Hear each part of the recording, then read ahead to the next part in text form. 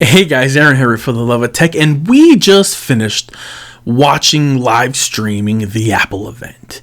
And I am left with the impression that they gave me more today than I ever could have hoped for. And the reason for that is because they surprised me. Apple surprised me beyond all belief. They did something that I didn't think they were capable of. Stick around and find out exactly why Apple has left me so impressed. Let's go ahead and review the iPhone event, the Apple event, the Apple Watch event. We did not get, I don't think we got any iPads. I don't think there was an iPad in sight anywhere. It was all about the watches and the phones today, which is okay. We like watches, we like phones, so this is definitely a big win for us. But they first start off by addressing the digital crown. You see, remember that little guy right there? Yeah, the little digital crown. The new digital crown has a haptic feedback similar like we see on when you're touching your phone and it gives you a little bzz, bzz, bzz, you know, that kind of feedback, that little vibration. And I think this is going to be a cool little feature, a nice little, oh, hey, that's nice. Something to acknowledge that you're touching it. I'm really looking forward to this. I don't know exactly how useful it is or what it's going to do, but thanks, Apple. I'm looking forward to it. One thing that, I'm going to be honest. I'm not the most healthiest and athletic person out there right now. But Apple, I have to say, you impress me with your dedication to breathing, to exercise. They have a ECG built into the watch now. So it's like if something is wrong and your heart rate is going too low or too high, it's going to say, hey, there's something wrong here. Hey, what's going on? Do you need help? Can we call a doctor for you? That's what's going to happen next, right? Next, our watch is going to detect when we're in distress, and it's going to call the cops or even call the paramedics for us if we need it. I don't know. This could go anywhere. It's like connected to us, and it's monitoring our health. The way Apple is going, the direction Apple is going with this, I have to commend them. They're doing a good job. They're making it the forefront of the Apple Watch. And I think that this is important because I know Samsung does it. They have US Health and everything else. But if you ever stop and you dig in to Apple Health, the health portion of your iPhone, it gets very specific. Apple has put a ton of R&D into this to making this an overall better consumer experience and product for us. And for that, I commend you, Apple. Good job. All right, guys, this is the important stuff, right? Shortly after the Apple Watch was announced, right, they immediately dove right into the iPhone, and I'm like, whoa, they ain't playing. They just jumped into that iPhone. So the new iPhone XS, or as they call it, 10S, but when you look at it, you're gonna say X. Everybody calls it XS. So it's kind of weird because they call it 10S, but when I look at it and you look at it, you probably say X because it's an X. It's what I do. I call it an X. So we're going to get the new iPhone XS in 3 colors. A new beautiful gold finish, which I'm super excited about. That's the one I'm going for. A silver, which we're accustomed to. And of course, the space gray. So I think Apple was on point when it came to its colors. I would have enjoyed a more vibrant option, but we'll get to that later on. It's now coming with an IP68 rating. It says, he actually said it's swim proof. So I can't remember the name of the guy who said that, but I found it kind of funny. I chuckled during the live stream. I'm like, swim proof, not waterproof, or can be submerged for X amount of time. You know, I think they said it could go up to 2 meters. So it's good. It seems like an upgrade, or they're just reinforcing a feature that's already there. I'll be honest, I'm not entirely sure if this is new. I do know my iPhone 10 has gone in the water plenty of times, and I've had no fear of it dying out on me. It's never shorted out. So whatever this is, it does work for me. I don't know if it works for you. Results may vary. 3D Touch is still here.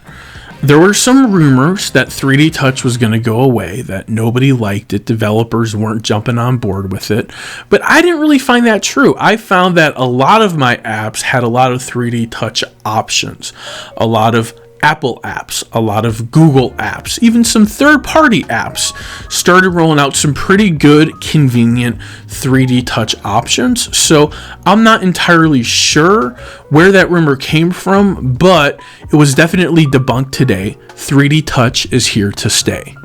Did that just rhyme? I feel like that just rhymed. So this was the big deal of the event in my eyes, right? The A12 Bionic chip. We've got GPUs, CPUs, and now we have a neural network, and all three of these things are working together in absolute Apple deliciousness, making a better user experience for you.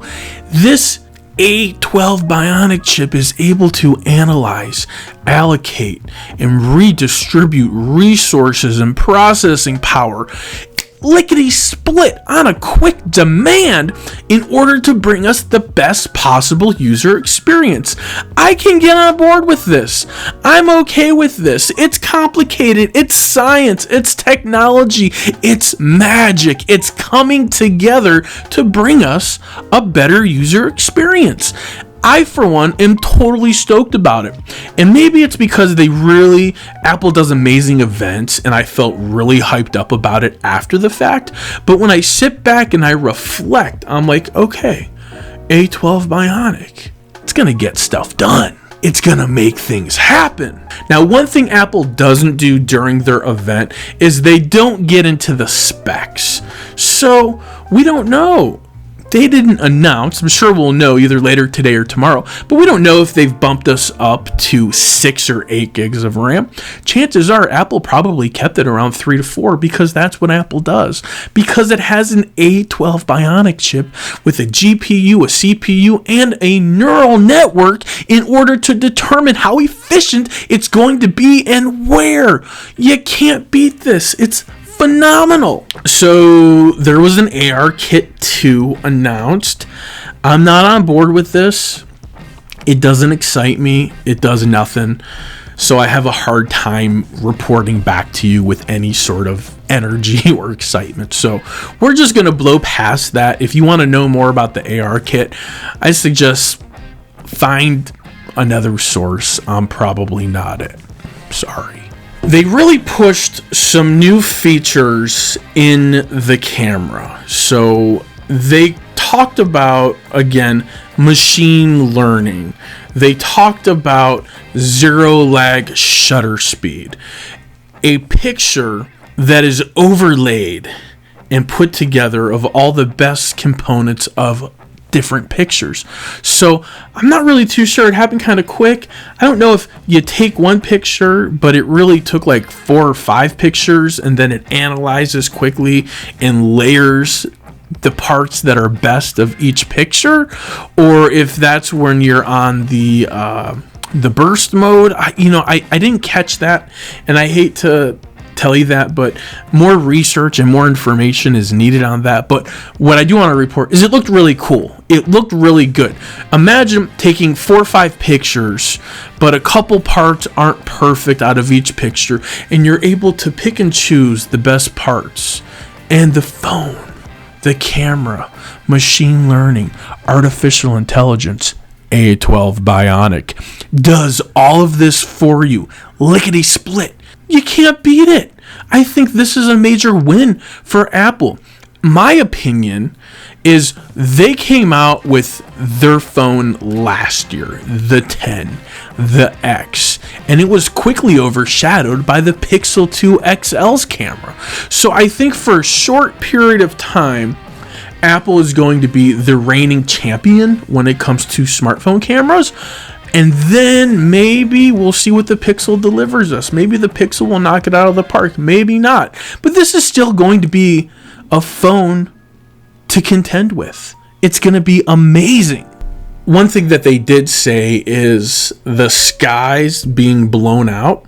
I think they fixed that. And if you've ever taken an iPhone picture, whether it's front facing, rear facing, it doesn't matter.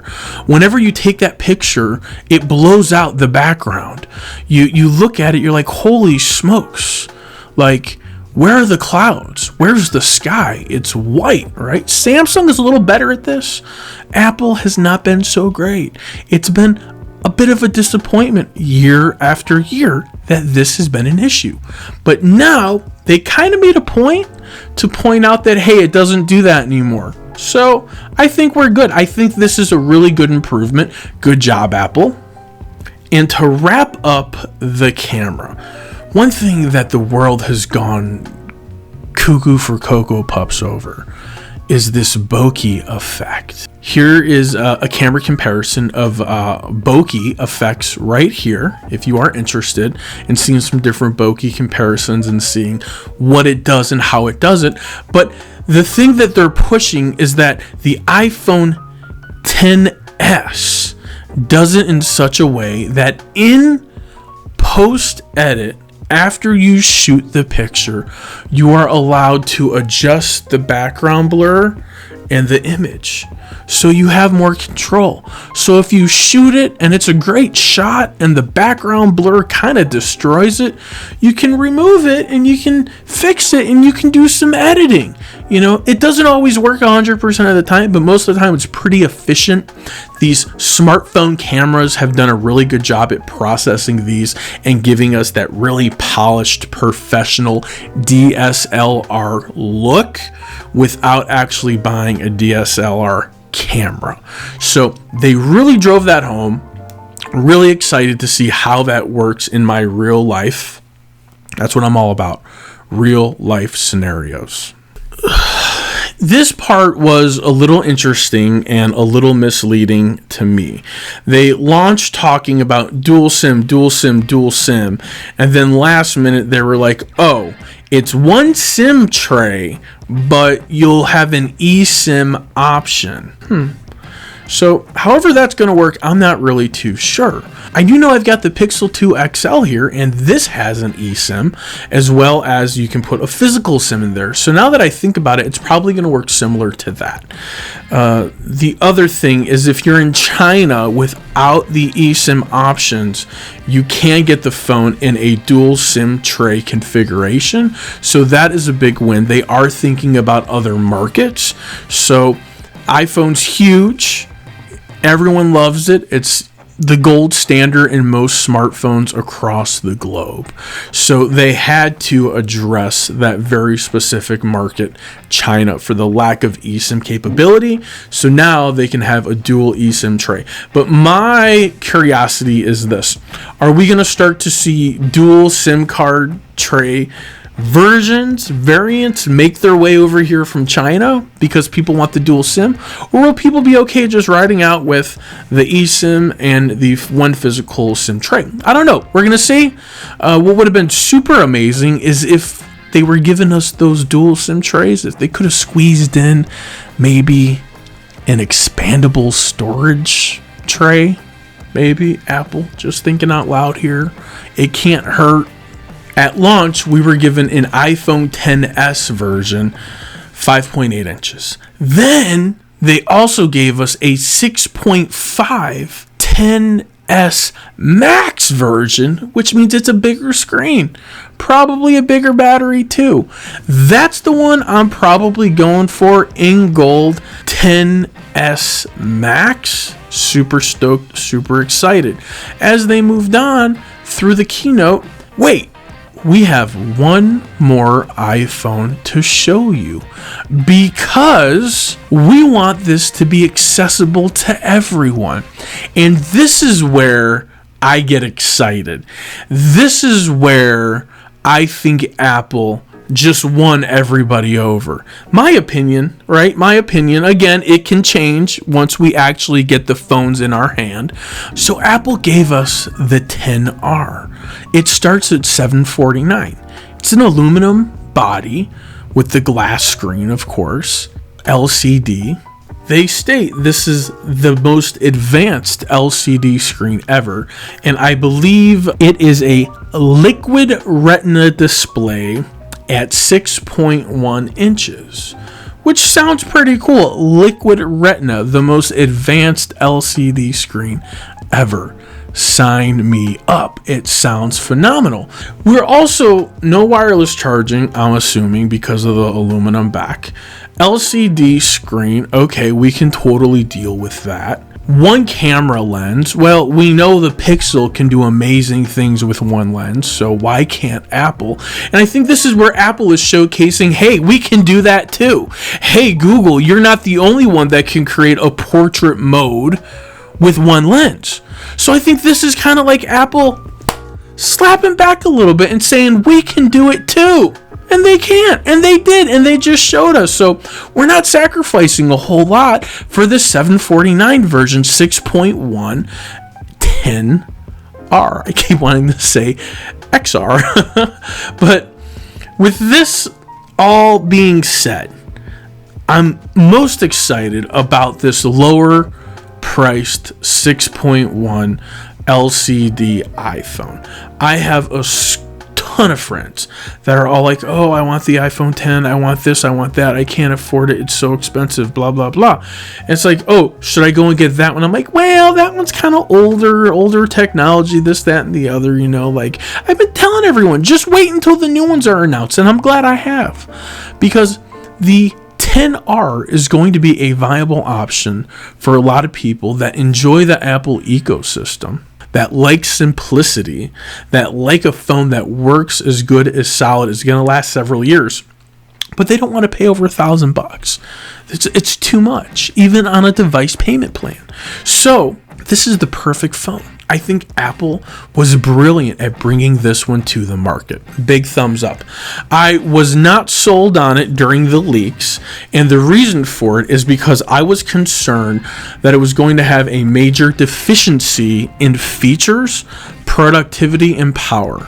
And I don't feel like that's the case. That's why I'm excited. We don't know until we have the phone and we play with it and we test it, and there are reports and reviews and real life situations haven't happened yet. But right here, right now, today, based on what Apple told me, I'm excited.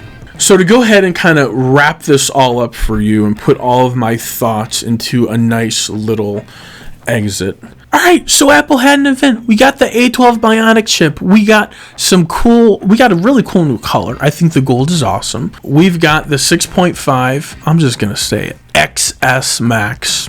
You're going to say it anyways. I'm just going to get you used to it. We've got the XS at 5.8. And then we also got the XR at 6.1 with the LCD screen. We got our A12 Bionic chip, a GPU, a CPU, a neural network, a killer kick-ass bokeh camera. We've got some really cool Face ID stuff going on. I mean, we've got an AR kit that I don't know anything about. We've got some cool things, and they said they bumped up the battery. So we're going to find out exactly how much did they bump up the battery. I'm going to be going for the XS Max model. Did I call it Plus earlier? I think I did call it Plus, but it's really the XS 10s Max to say it correctly, so that way, you know, Apple doesn't hate me forever. I think that's about it. You know, the starting price on the 10s is $999. The 10s Max is $1099, and that's the base model, and it goes up with the more storage you want. So I'm gonna leave balls in your court, guys. Which phone you're gonna buy, what you want to do, leave me a comment in the description. Tell me which one you want the most. Which one do you want? Is your decision based on budget? Is it based on being practical? Is it based on need? Do you not need a new iPhone? Let me know what you think. Tell me in the description. Let me go ahead, for you purists that want to go ahead and get extra entries into the giveaway, let me get a Roman numerals 612 dash and tell me, which iPhone do you want to get? And for those of you that are new that don't know anything about the Roman numerals, don't worry. Go ahead, click the Gleam link in the description, enter into the upcoming giveaway, and find out what we have going on. All we need to do is hit 7,500 subscribers, and I will go ahead and add an iPhone XS to the giveaway. That's right, you heard it here first. It's been announced. If I hit 7,500 subscribers, I am buying that and throwing it in the giveaway. For the love of tech, go in your drawers, go in your closets, go behind your bed, clean up your old electronics, polish them up, give them to someone else, and for the love of tech, namaste.